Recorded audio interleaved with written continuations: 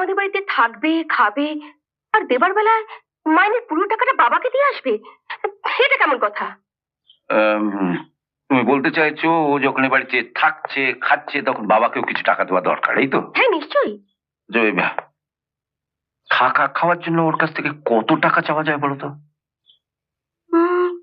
কমপক্ষে 1000। 1000? ঠিক আছে, তুমি চট করে শাড়িটা পাল্টে ফেলো তো। শাড়ি পাল্টাবো কেন?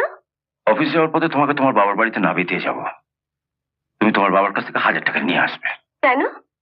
বাবার কাছ থেকে টাকা আনবো কেন? তুমিও তো এই বাড়িতে থাকছো খাচ্ছো, অথচ একটি টাকাও ধরাচ্ছ না। আমাকে চাকরি করতে দাও, নিশ্চয়ই দেবো। তুমি চাকরি করবে? মেজো বউ যদি চাকরি করতে পারে, আমি পারবো না? ম্যাডাম, চাকরি করতে গেলে পেটে